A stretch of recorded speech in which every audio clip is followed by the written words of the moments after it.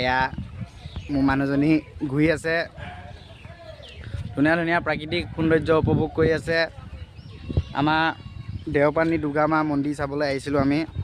ধুনীয়া সুন্দৰ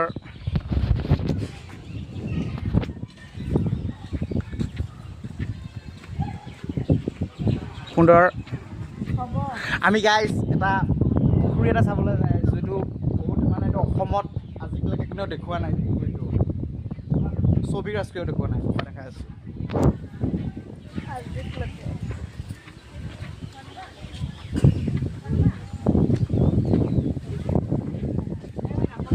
গাইজ ইয়াতে বহুত মানে বতাহ দি আছে আৰু একে যাবলৈ জেগাই পোৱা নাই। আইদেউহঁতে একেবাৰে ভিৰ ভাৰ কৰি ৰাখিছে ইয়াতে।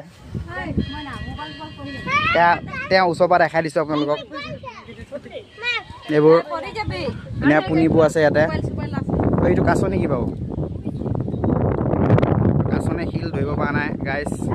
এইটো কাছয়ে হয়, বিৰাট ডাঙৰ কাছ গাইজ। জীৱনত দেখা নাছিলোঁ, অসমত প্ৰথমবাৰ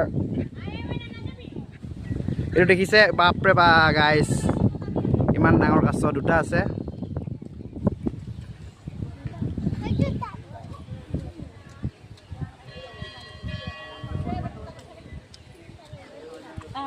গাইজ দেখিছে আপোনালোকে, এয়া বৰ্তমান চাই আছোঁ আমি নাজাৰাটো।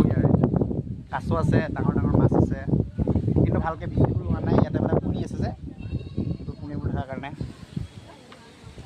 ককাই এজনৰ ককাই ক'ৰ পৰা আহিছে আপুনি? আমি মৰিয়নি পৰা আহিছে। এই দুটা জেগাৰ পৰা, ধুনুটা জেগাৰ পৰা আহিছে দাদাহঁতক। মৰিয়নি আপুনি ধুনুটাক লাইক কৰে নকৰে? লাইক কৰে ন? তেখেতে